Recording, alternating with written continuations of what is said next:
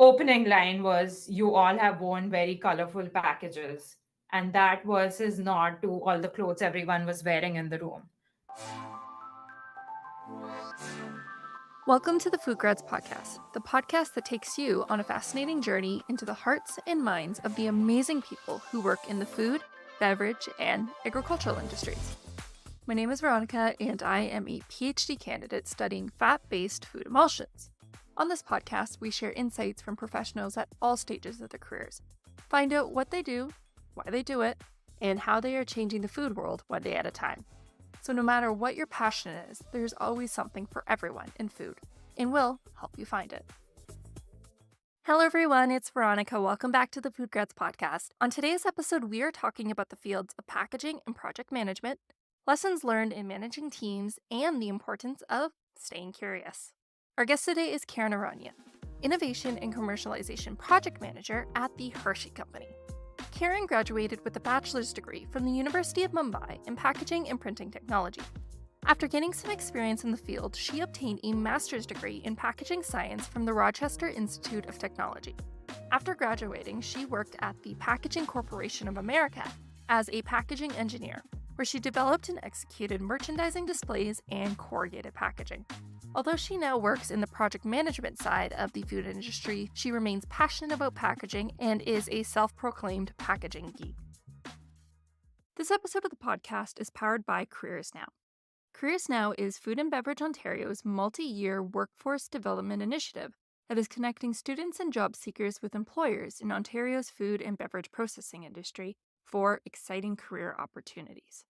Check out careersnow.ca for more information on exciting jobs, career information, industry mentors, and training opportunities for professional development. Hi, Karen. How are you doing today? Thank you so much for coming on the show. Hi, Veronica. Thanks for inviting me. I'm doing well. How about you? I'm doing very good. Today has been a very productive Saturday for you. For you. It's been a really productive Saturday for me. I was able to do a few things, and I'm looking forward to having an even better evening because I get to talk with you. So, once again, thanks for Aw, coming on the show.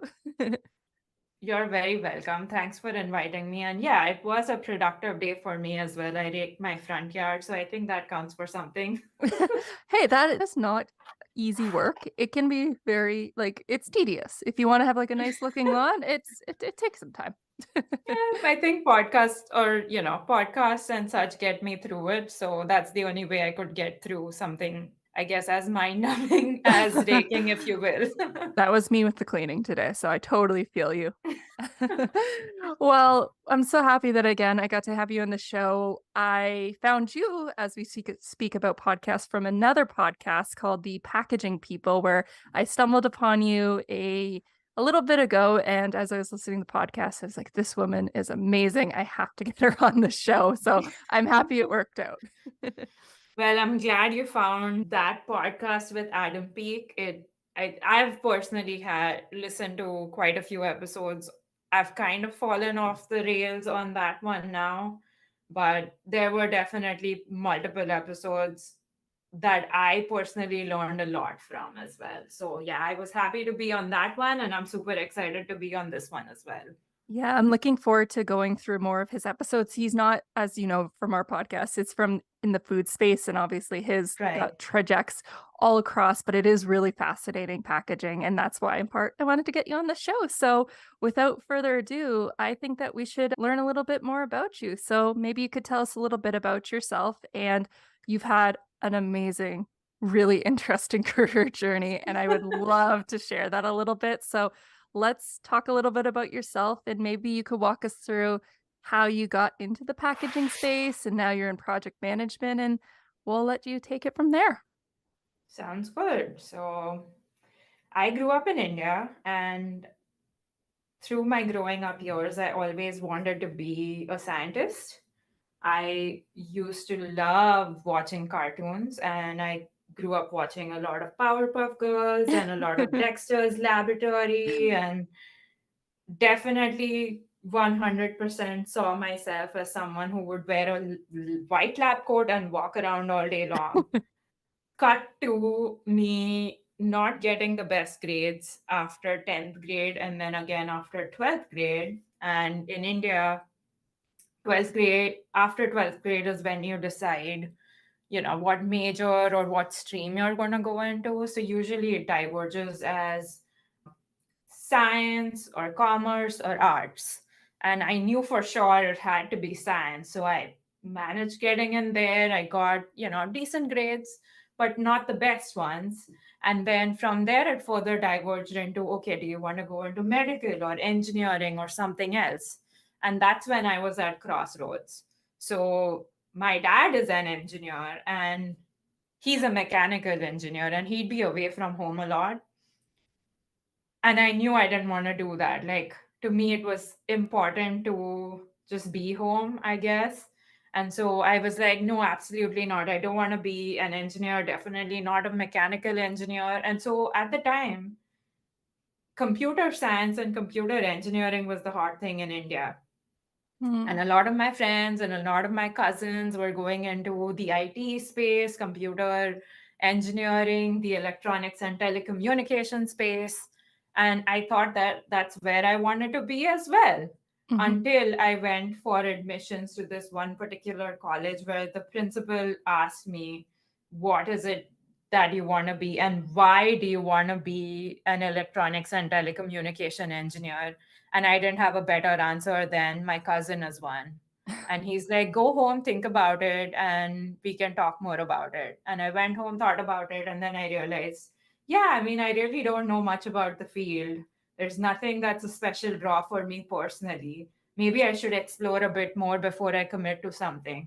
And that's when I came across packaging engineering. So I attended this orientation session, and the speaker, who was the chairman of the school, said, opening line was, you all have worn very colorful packages. And that was his nod to all the clothes everyone was wearing in the room. And I was like, Oh, that hook, like that hook sold yeah. me. Like that's it. After that, everything he said, I was hanging by every single thing he said after that.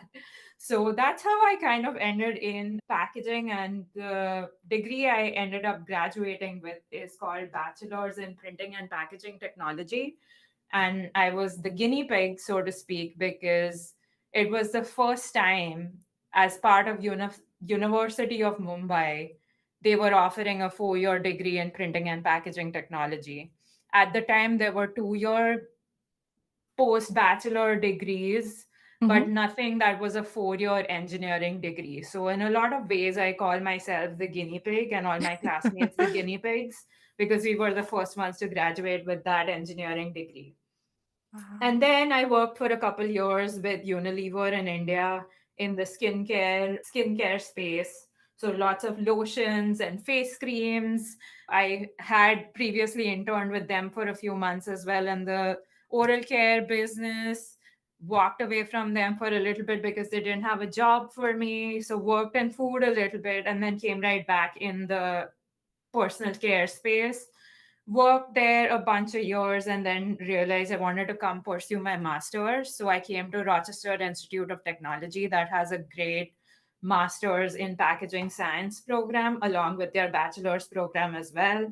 And loved it there. And, I owe everything I have from then on out to RIT. Ended up getting a job with Packaging Corporation of America as an on-site packaging engineer for Hershey, and now I'm a project manager with the Hershey company. So that's my story so far. That's a lot. And there's been, I bet, a lot of things that have happened throughout. And wow, I think that's so cool being the first. So I'm assuming you were happy with your 4-year degree in packaging engineer if you ended up sticking with it. So you must have learned a lot. I definitely learned a lot, and I didn't think it at the time, but when I graduated school and got my first job out of school, I was making, like, salary wise also, I was making probably 2 or 3 times more the money that my computer engineering friends were making, just because packaging is so niche. Yeah. The So fa- that was like an important, like, proud moment, It's I a nice guess. plus. That's amazing. Because as soon as you said packaging engineer, I don't think I even was aware of it, period, when I was debating on what school to go to, and a lot of people kinda speak to it with the food science space. I think definitely food science has a lot more awareness, but even packaging engineer, like, that's niche. Like, that's a niche of a niche. It definitely is, and it's a very interesting space to be in. I personally enjoy it, and for the amount of time I spend in the groceries, and my husband can attest to it. Like the amount of time I spend in a grocery store just admiring packaging or critiquing packaging, even though I went to get like produce, I suddenly veer off in one of the other aisles. And then, I'm like lifting packages up and down or like turning the pack around because the back of pack is now showing in the front and I want to see what the logo is like. It sometimes it borders on ridiculous obsession, but here we are. You know what? Lead into your obsession. That's the way to go. If you love it, just go Can you even tell more my hard at husband it. that? I could gladly tell it. I do the same thing with my partner. I'll just talk about random stuff and just go really in depth with it, and he'll listen, so that's a good sign. That's good. But so with just go a little bit briefly, like what type of courses did you take when you were doing your packaging engineering degree? And then as well, I'd love to bridge that into the master's degree and why you decided to go back and do that. Oh, fine. It's been a while since the bachelor's degree, but yeah, so we had courses on all the different packaging materials. So think about like glass, plastics, paper. I think we'd have like a dedicated semester per material. And then there was a packaging was one portion of that degree. The other portion was printing. So we, Oh. focused a lot on all the different print methods, the types of inks used. It's just something that you wouldn't normally think of, and just having to learn about it, like, hey, like there's, when you think about printing, it's just not one print method. There's Mhm. multiple different print methods, and it depends on the kind of substrate you want to have the print adhere to. It was just fascinating to me. Like I could sit in classes all day long, and I mean, I was the type A nerd in class. So I I'd love that. sit in the front of class and, take notes and make sure. Like I would be one of those people who would have my assignments ready to turn in before, like well before it was due. And that's just, that's how much I love packaging, and I still do, even though I'm not in the field anymore. Mhm. I love that. I love it's so nice to hear when someone's really passionate about the program they go in because a lot of people, especially at that age, aren't really sure about what they want to do. So they'll get a general science degree, or sorry, like they'll get a general degree not knowing where they want to go. So you don't really find the classes as engaging. But once you like to hear someone so excited about that, and obviously that pushed you enough to also want to continue schooling, not surprising anymore considering how you were in school. So just briefly, what did you do in your master's degree? Was it a course-based one or was it a research-based one? It was a course based one. And for me, ever since I was a sophomore in my bachelor's program, I always felt like I wanted to do my master's or like have some form of higher education. But at the time, I wasn't sure if it was going to be an MBA or a specific like Master of Science degree. But Mm. it was there somewhere in the back of my mind. And then after I graduated, I said, you know what? I don't want to jump right into school again. I want to work in this field because up until that point, packaging was very theoretical, right? Like I was taking all the classes, I was doing the classwork, but I didn't have any practical experience. So I wanted to make sure that I really loved the industry, and I decided to work for 3.5 years before I decided to come do my master's. So I did that, and then I still felt like, okay, I think there are some, I feel like I personally have some knowledge gaps, and maybe doing the master's degree would help. And it certainly did. Oh, okay. So, if you want to get into the coursework for the master's program, we had classes on packaging and sustainability. I had to take an audit class so at the beginning of our master's program, they gave us like a little test for all the grad students Mhm. just to see baseline because everyone was coming from different schools, different places, different backgrounds. They wanted to just get a sense of like what everyone's base level understanding is and where the gaps were. And my gaps ended up being in the corrugated packaging space. So I had to take an audit class in my first semester just to fill the gap. And I think it was the best class ever because I ended up then with Packaging Corporation of America that makes corrugated packaging. So if it wasn't for that class, I don't think I would be as strong in my basis of the work I was doing had it not been for that class. Wow, way to fill in the gap. For those listening, they might not be too I mean, honestly, I'm one of those, like, corrugated material. What are you referring to? I am referring to the Amazon boxes that show up at your door. So if you are calling them cardboard boxes or any other version of it, please don't. A packaging engineer cringes each time you do that. It is called corrugated paperboard Okay. or fiberboard, but not cardboard. Okay, you're blowing my mind right now, so I'm trying to okay, hold on, what's the difference between cardboard and corrugated sorry, corrugated paper? Is that no, did I said that wrong. So don't beat yourself up on it. I'm not judging you. When you think about a corrugated board, if you ever look at the cross section of the board, so if you open Mhm. your box and you look at the side of it, there's two pieces of paper and there's this little squiggly paper in between. Yeah, yeah.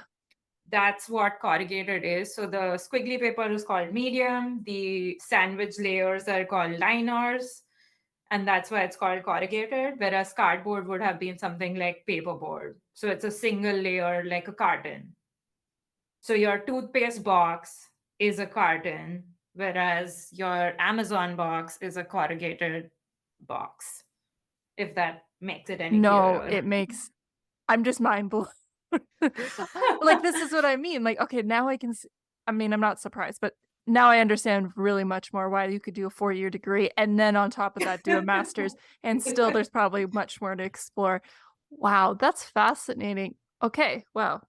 Um, that really opens my mind in terms of, um okay, so there's a whole thing of packaging, and I can understand now why engineers okay, just one last question before that, and then I'll move on with the corrugated board. Why is that a preference over, like, cardboard in terms of shipping? Because remember the little sandwich thing we just talked about? That provides protection to your product inside. And Okay. there's different types of corrugated boxes. So you can have a single wall if it's just two pieces of paper with one squiggly corrugated medium in between. That's a single wall. There's double wall. So you'd have one, two, three, four, three layers of flat paper that would be your sandwich layers and two squiggly mediums in them. So there's single wall, double wall, triple wall, all these different kinds of, Mhm. specifications for corrugated. And then the height of the corrugated medium or the thickness of it would vary. So and then they have different nomenclatures as well. So there's A flute, B flute, C flute, E flute, micro flutes, Wow. all depending on, the kind of specifications you need for the product you're going to ship out. Therefore, Mhm. that Wow. it all depends on the amount of protection you need. And then the other aspect to it is, are you going to also need some kind of printing on it? So if you want to have a case that's nice to have, you want to put it on shelf but not make it look like a corrugated box, then you can have white paper that you can print on. And if it's a microflute, the print quality is better because the mediums are really small. So if you think about it, you have that medium in between. And if you had to print straight on top of it, it would cause the top liner to cave, I guess, a little bit because of the Oh. pressure of printing. Right. So your Amazon boxes right now, like most likely they're just printed with like black ink. So it's just one color. Yeah. But you might find corrugated boxes that have multiple colors printed on them. Mm-hmm. If there's a much more high quality print required, you might end up with something like a microflute case. But then you're probably not looking as much for the protection aspect as much as you're looking for aesthetics on the case. That is so cool. Wow. That is so cool. Oh, okay. I got to learn more about packaging. This is wow.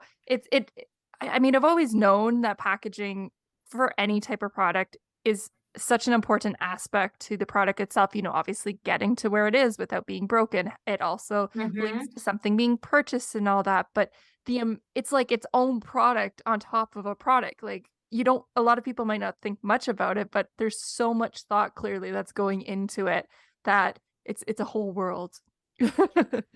There is this saying that's very common, and I'm sure you've heard it multiple times in your life so far. Think outside the box.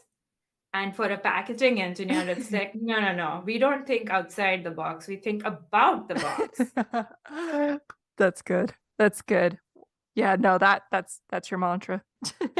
Yep. It was up until moved away into the project management Yeah. space. But I still have my little pin on my backpack that says I heart paper boxes and I shamelessly walk around with it. I love that.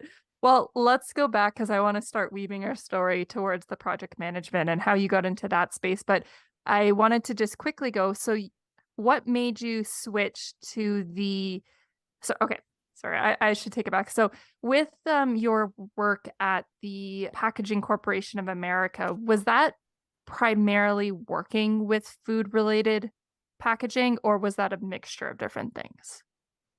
So my role at Packaging Corporation of America was really also my first role with Hershey because I was a on-site packaging engineer, which meant I sat in the Hershey company headquarters in Pennsylvania in their office with with Hershey's uh, company owned laptop with a badge, even though it said contractor on it, like still a Hershey badge. So sitting in the Hershey office, my only client for PCA was Hershey. Like I was dedicated support for any needs Hmm. Hershey had for Packaging Corporation of America, which was one of their multiple corrugated suppliers.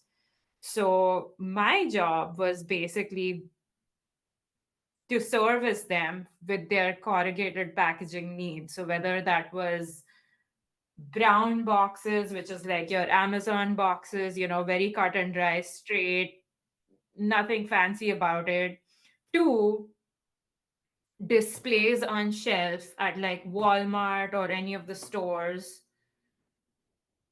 for Hershey chocolate, right? So it Hmm. could be a Easter display, for example, or like a s'mores display, or it could just be like a little tower Hmm. standing in one of the aisles in the store. Or it could just be multicolored printed boxes for candy that are stacked on the shelves. So if you've ever seen like Halloween candy in like orange boxes and Yep. such, I may have had a hand. If it's a PCA box, I Yeah. may have had a hand in the past. That's cool. It's so funny because in the food space with the food science, or if you work anywhere in that, my favorite thing would be coming into the store and saying, "Oh yes, I helped make that," or "I looked at the lock code of this particular line." But you're going in, going, "Oh, I designed that cardboard. I mean, sorry, not cardboard, the corrugated board for that display." That's cool. That is so Yeah, cool, and I can yeah, for see sure. so, and I understand with Hershey being as big as it is, obviously, I can understand why you had a dedicated role towards just them because across the country, there was probably specialized for specialized regions. Hershey does so many different campaigns throughout the year. So I can imagine they kept you busy. Oh, they definitely kept me very busy. And also, Packaging Corporation of America is a really big company. So I think they have like over 90 or 100 different manufacturing locations all across America. And I want to say over 8 to 10 manufacturing plants of PCA service, or at the time serviced Hershey. I'm sure the business Hmm. has progressed now. I don't know where they're at with their Yeah. stats. But while I was still there, like a lot of the plants were servicing Hershey. And it was all these different things, right? It could be anything as simple as a regular slotted carton, which is also another name for corrugated, but like uh, anything from like the brown box all the way to a Walmart display or a Walmart shelf, easy open case. Hmm. Okay. And I can see in this role as well, at this point when you are at PCA, you were doing the project management because that, even though you're designing these different displays, that involves a lot of like project management, obviously, like coordinating with different individuals, making sure that things are made on time. So how was that portion? Like, I guess you started to fall in love with that portion as well. Yeah, again, project management was something I'd heard of up until that point. It's something I was curious about, but I wasn't really sure about, like how to get into it, what to do. And my role at PCA and Hershey was a lot of coordination. So I was not the one who was actually designing the boxes. Oh, I had okay. a design counterpart. I had a designer down the street in our PCA lab in Hershey Hmm. who would help with the design work. Like I would just be the one saying, hey, like Hershey has a need. I just spoke with the packaging engineer on the team. These are the specifications, these are the requirements. It has to be 6 bars deep and it has to be 2 bars wide, whatever the case may be. And there might be a component of like, this is the amount of strength the box needs to hold. I may have done the math already, Uh-huh. and so him and I would coordinate on it. He would come up with the design. He would make the samples and bring it over. We'd size it. We'd check it together. He'd make the engineering drawings for them. I would go over it, make sure meeting the spec, it's accurate before I passed it along to Hershey. But then I would also be working with the customer service team, the sales teams, if there were orders for like a line trial or something of the sort. And there would be multiple projects funneling through me to the PCA team. So depending on what manufacturing location for Hershey we are servicing, we would decide, okay, which plant should this project run at? Oh, maybe this one's closer to this plant, so maybe let's run this. Or maybe there's equipment related decisions that need to be made where Hershey requires something, but the closest plant for PCA doesn't have the equipment to make it. So maybe it goes to another plant. And I'd work with our sales team and our account manager on those decisions. But it was a lot of coordination back and forth, not just within PCA, like me to everybody in PCA, but then me back to the Hershey team as well, because they were the ones coming with the request first, right? So they'd come to me with the request, I'd work with my team, and then once we'd have a response, I'd work back with the Hershey team to say, okay, this is how we are thinking about it, or this is when you can have the material, these are the timelines for it. So effectively, that kind of pushed me into project management. Like I was already doing project management Hmm. in some shape or form. Huh. It sounds as though it just happened, so to say, and where I'm I going with, guess. like, you picked up the skills. You weren't saying, I am a project manager and I'm gonna, like, this is my job. But it sounds like it was, one step at a time, just coordinating and then just picking up those skills. Cause I can imagine those skills weren't necessarily taught when you were doing packaging engineering. Those skills aren't taught, but if you are going to be in an industry, and it doesn't matter what industry, unless you're a computer programmer who is working all by yourself, if you are in any sort of team dynamics, I think you are going to be doing some level of project management. So even if you're in, I look at my R&D counterparts at Hershey, right? Like they're the ones who are working on prototypes for new candy, and then they're working with their suppliers to get options on the table for all the ingredients, and then they're working with marketing. Like no matter where you are or what part of business you may be in, I think everybody on some level is already doing some project management without realizing it. And on paper, like at PCA, I think somewhere on paper, my title also was project coordinator at some point. So I guess it was there. It just wasn't as evident. You like it's things you do, but you don't think about it as much. Mm-hmm. That makes sense. I know with my PhD that I'm currently doing, it's come to my realization that, and even just doing organizing stuff with the FoodGrads podcast and such, I'm like, I did a lot of project management without realizing it. When did I sign up for this again? Because it's a challenge because you Yes. have to stay focused on the task at hand. And it's very easy to, without timelines, without even artificial ones in my case, that you can kind of derail yourself. And, or if, if you don't contact someone fast enough, it can be very difficult to manage. It can be, and that's where the challenge lies as well. So I mean, obviously you kind of are in the thick of it. How do you stay organized? Like, is it simple as just keeping a calendar? Do you have like very advanced software? How do you make sure that you're still organized with the projects that you manage?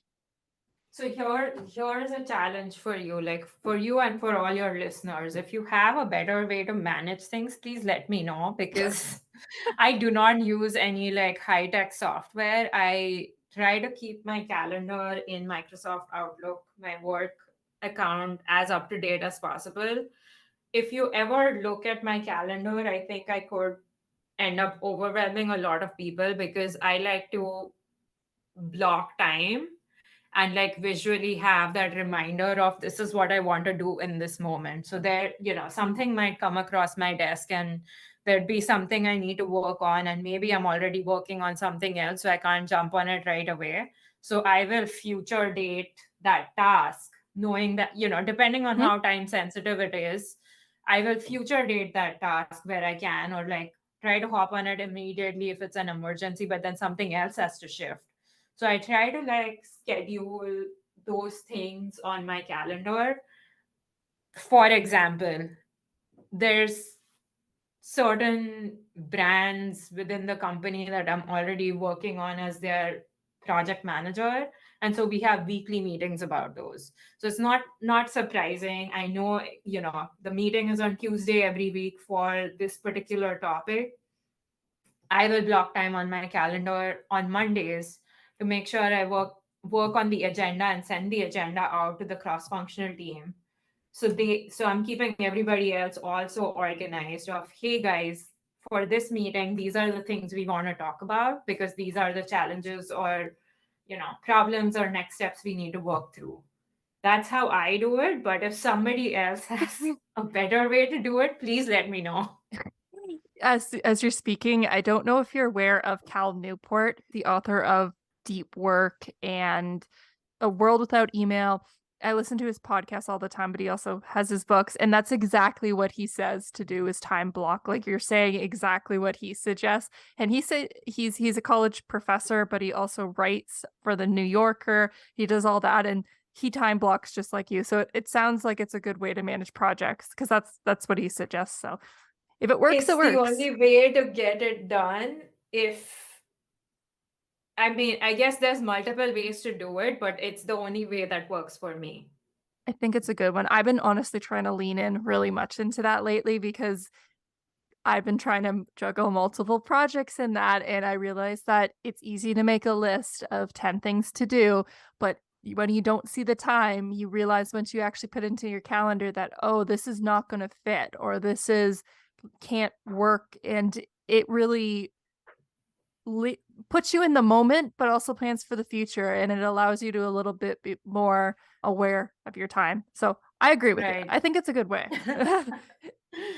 With that being said, I haven't actually really spoken a lot about. So you went you were doing project management, so now you're at Hershey.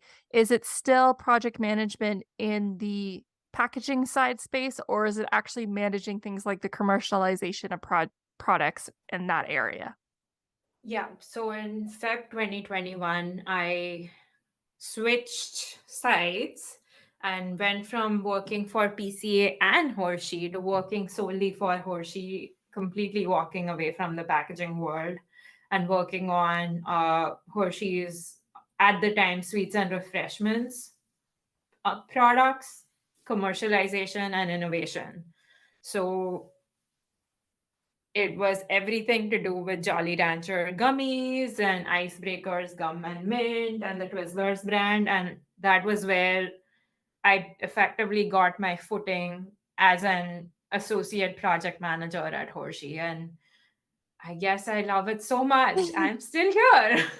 That's amazing. Oh, that's so cool. It's so cool how one role can lead to another, and you never set out to do project management, but you're here. And I know that I think it was recently, or maybe you just updated recently on LinkedIn, that you moved to more of the salty snack side. It was am I recalling that correctly?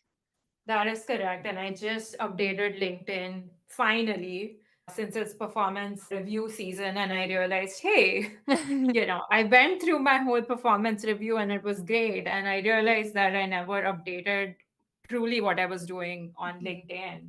So at the end of last year, I had Hershey was integrating all our different salty snack businesses within Hershey. Those were acquisitions over the past couple of years that we were finally integrating into the company. And so I was asked if I would like to lead the back lead the data migration portion of that project, and that project is still ongoing. So I said yes to that opportunity, and I'm so glad I did, because that opened the door also for me to be a project manager on the salty snacks division. I'm not, I can't think at the top of my head what salty snacks are under the Hershey, because I mean, obviously everyone thinks of chocolate and Hershey. So what are some of the brands there?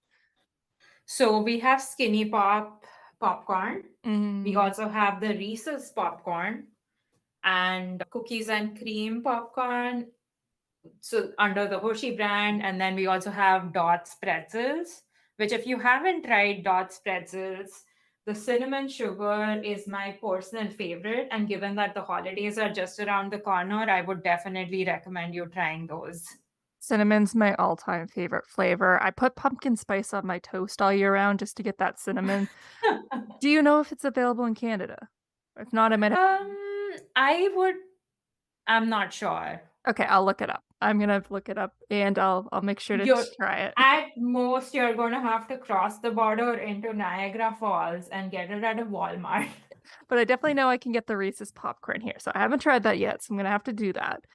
It's really good. You must try it. I know, it definitely have to try it. I'm just amazed by how many places Reese's has been to, as I'm thinking about the packaging, or sorry, not the packaging, the whole Reese's Pieces line. Like I think that you also just did Reese's Pieces frozen fruit. I think I'm remembering that. I don't know if I've tried that. Yeah, it's something under the portfolio. I definitely know. I hope I'm not I think it's Reese's. You know what? I'm gonna look this up quickly. Yes, it is. Yeah, the new frozen chocolate covered fruit. So you have the Hershey's, the strawberry. So it's chocolate covered bananas, and then the cookies and Oh, cream. yes, I've seen those in the market. Yep. Yes. Well, side tangent with that, but coming back to with your career and then doing the project management, you're in this new space, you're learning about salty snacks. Has there been anything that you've been learning about recently, or topics or maybe skills that have been important to you right now that you're actively trying to learn? Well, this whole past year has been a big learning experience for me, generally speaking, just because it was a new division, working with new team members that I hadn't ever worked with before. A lot of them weren't even part of the Hershey company, Mm-hmm. prior to that. So the entire integration has taught me a lot. And I guess I'm also one of those people who's like trying to constantly read up on different topics. But the biggest thing for me this year also has been that as of July, I have the responsibility now of a direct report. So I am now a people manager, and that is very different from being an individual contributor. So, yes, in project management capacity, you are still responsible for a team. You're responsible for some of the outcomes of the team, and you're trying to make sure that even though you don't have reporting structure authority on people, you're still the one who's trying to lead and guide and keep the team on track. So, in an informal capacity, you are that person who's constantly trying to guide your team to make sure everyone is rowing in the same direction. But when you are a people manager, it becomes a whole other ball game. You know, this person is looking to you for guidance and advice. You are responsible for their growth in the company. So I am now, as I am being a project manager on salty snacks, I'm also learning how to be a people manager and how to be a responsible people manager. And I think that, again, those are things no matter how many books you read on the subject, you just have to go through these yourself and find your own style. And so that's what I'm going through right now. Wow. Yeah, I could imagine that's a really tough just transformation. It's an exciting to learn in that, but different people have different ways about going things, and it's finding something that being that mentor or being that leader to make sure that it works well for one person might not be the best way of communication for another. And really, I I feels like it also be learning how to read people maybe? I don't know how I wanna word this, but really becoming more in tune with other people's rhythms. Yeah, it is. You are right. It's trying to understand what it is that your direct report or the people you're leading want from their own careers, and how you're going to help get them to that next level, right? Like, how do you unlock the best out of your people so that they can go out there and do truly the things that they want to achieve? That's that sounds tough. But I'm assuming it's been treating you well then, like, I bet it could also be really rewarding seeing people grow, being It that is person. highly rewarding, and my direct report is a superstar, and while I am trying to best be the best leader I can be for her, I'm also looking at my manager and learning how, like trying to see how he manages things and see if I can pick up on small things here or there in our daily interactions that I could apply to my own ways of working and ways of leading. So it's this constant evolution and constant learning, I think. For I don't sure. think we're ever going to get to a point where somebody can just say, okay, I've done it all, unless you're retiring and I know it all. I swear the people who retire still don't feel that, and then they still keep doing it because they wanna just keep doing more of that. Wow. Have you been though I know you said that you can't really read a book on anything, but have you, out of curiosity, been trying to learn about those types of things through books or maybe podcasts or something? I do. I do try to read up on information, and I have a pretty big stack. Like, I try to listen to a lot of audiobooks recently. Just sitting down and reading a book format has not been something I have been able to do much this year. So I try to, like I said earlier when we just started the podcast, like I try to either listen to podcasts when I'm raking or like cleaning. Mhm. And a lot of the times I find myself listening to Simon Sinek's a bit of optimism is the podcast. Okay. And he has a lot of interesting episodes where they talk about either leadership. Today's episode was all it revolved around like teammateship, and like, yes, leadership is one thing, but if you can't get everybody on your team to strive towards the same goal, you can have one or two superstars on the team, but you're still going to probably at some point fail because not everybody's on the same page. So that was a very interesting episode, I thought. Hmm. That sounds I'll have to definitely check it out. I get it with the reading. I love reading, but I feel like if you have a very knowledge-based, especially with the type of work that you do with a lot of context shifting and doing a lot of meetings and that, sometimes by the end of the day, as much as you would love to dive into a book, it's very mentally it's stimulating in that, and sometimes it's Mm-hmm. just easier to throw it in through an audiobook or podcast, so I get it. Absolutely. Mhm. I also wanted to take this as an opportunity because I always like to ask my guests for our students that are listening. If you were to give advice to students that were looking to go either into the packaging space or the project management space, or maybe even just life in general, is there any advice that you would give? I guess, you got to take a chance on yourself. You're never going to have all the answers all the time. So, how do you just, stay open, take the chances if something seems interesting to you? And if it's low risk, where it's not like you're trying to invest a bunch of money, or it's not like, as long as you're not making rash decisions, if you find yourself being curious about something, pursue that curiosity, because that curiosity is going to lead you somewhere. And again, if there's low risk ways of pursuing your curiosity, go for it. Like, what's there to lose? So think about it as, I heard you when you were speaking one of your previous episodes talk about how you are part of the student outreach program for PMCA. And through that program, you yourself learn skills you wouldn't otherwise learn. So you are flexing yourself and developing those muscles that you wouldn't have otherwise developed if you wouldn't be part of that program or association. Look at what other things you may be interested in, and it doesn't have to be in your strong, top three skills, but you could always be building a muscle for something else, because you never know where life is going to take you and you're going to use those skills down the road. I certainly didn't think that coordinating with all the suppliers back when I started my first job with Unilever, and I was working with all different types of packaging materials. So I would have, like, let's say, three suppliers per material, and let's say there's five different materials, so there's 15 different suppliers. Then you coordinate with the internal teams, then you coordinate with the manufacturing plants, just all that coordination back and forth.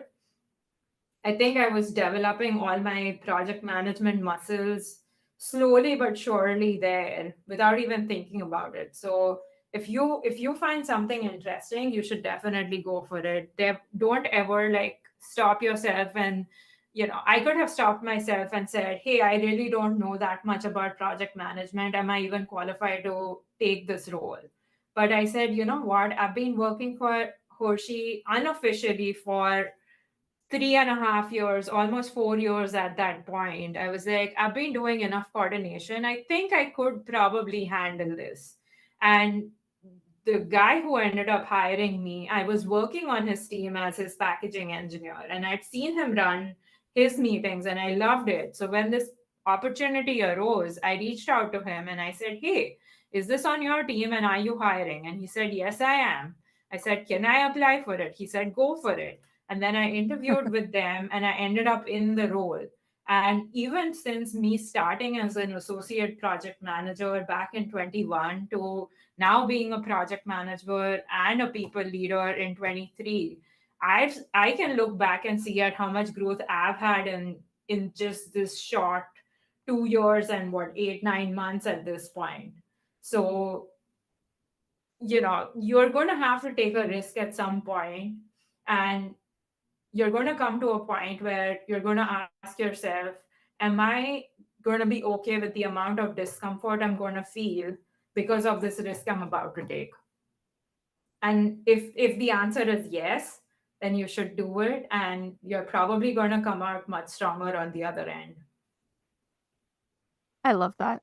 I love that. That's so good. It just shows sometimes the best times that you're learning is when you don't even realize that you're learning because you're just taking it a step at a time and then you're gaining these skills in the background. But then as well that, taking risks is scary, but if you can find little low risk, and I like what you pointed out with the PMCA, like volunteering, if you don't maybe Mhm. want to put your neck on the line during career, you might want to try something on the side that maybe tests to see how you work with people, or maybe it's managing a project that's through a volunteering organization. Like there's so many opportunities outside of just your career that can really help build those skills. And I think that's really good, Karen. Absolutely. And even if you're in the work setting, try to see if you can find a cross training program within your organization. You don't have to, abandon your job and start something brand new. But if something's interesting to you, try and meet the people who are doing the job. Be curious, ask them what their day to day looks like. If it still sounds interesting, try and see if you can, help them out with one project here or there. And if it's, a couple hours of your work week or something, and if they say yes, or a lot of the times we hear about teams being short staffed or like companies being short staffed, I'm sure those people would be more than happy to accept the help. So you're getting to learn new skills with the support of the team that knows what they're doing, and it's their bread and butter, and they're guiding you and teaching you something. And and you're getting to scratch that itch. And if it turns out that yes, you do have a passion for that, then maybe you are cut out for it, and you'll pick up the skills along the way, and you'll be well on your way to pursuing a career in that, whatever it is.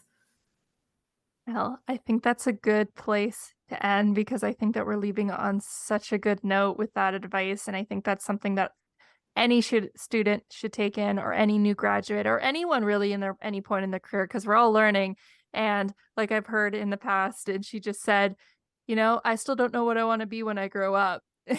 So there's always an opportunity to learn and just take a risk and take a chance. And I think that you've really demonstrated that with your career journey, Karen. So what before I let you go, I need to ask, where can people find you?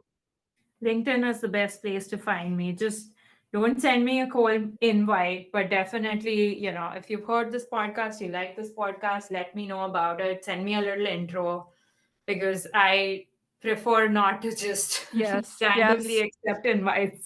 Me too. I totally get it. I'm like, there's 250 characters or 150. Just say something. It really, Right. you might as well if you're interested in the person. So amazing.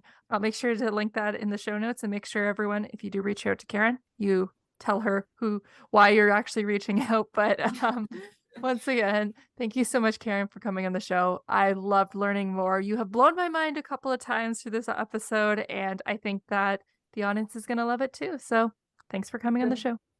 pleasure is mine, Veronica. I hope there's more people who would love to be in either the packaging space or the project management space. Both the spaces continue to grow, and it's always it. If you ever skim LinkedIn, there's probably jobs out there that we're constantly hiring for. So both places are great places to be, and we'd love to have you. Amazing. I hope that this episode inspires some people to take a plunge and learn more about it because I know that I just did. Thanks, Veronica. That was episode 84 of the FoodGrads Podcast. All the notes to this podcast can be found by clicking on the FoodGrads website and the Student and Grads tab. Or you can conveniently find any of the notes in the description of this podcast episode. If you enjoyed this episode, then please consider giving it a 5-star rating on wherever you get your podcast. Once again, thank you to our partner Careers Now for their continued support of this podcast, so we can continue to deliver great conversations like the one you just heard. So, funny story about this podcast episode. In order to get an idea of how this podcast generally goes, a lot of guests like to look at past episodes. And that's exactly what Karen did. So she decided to peruse some past episodes. And the one that she stumbled upon was way back in episode 6 with Elizabeth Hagerman, who was a food scientist at the Royal Corporation. But the funny thing is, after that podcast episode, she moved on to work at the Hershey company as a regulatory specialist in the salty snacks division. So, since that episode, she completed her master's degree, as stated on the podcast episode, in global food law at Michigan State University. Now she's working in the same place as Karen, so they actually know each other. So, pretty cool, and it's a pretty small world, and it just highlights how this industry, seemingly so large, is also quite small. And it's always important to be mindful to who you talk to, as you might end up working with them later on. Coming back to Karen, I think one of the things that was really cool that was highlighted in this episode is how Karen has been impacted by so many inspirational people in her life, and that there are so many impactful, seemingly simple conversations that have shaped her career path. It also goes to show how experiences from seemingly different areas can shape us and eventually lead to unique career paths. I love Karen's enthusiasm for her job and just how much she loves packaging. Now I know corrugated boxes and cardboard, not the same thing. Anyways, that's it for this week's episode. Thank you everyone so much for listening, and I will see you next time.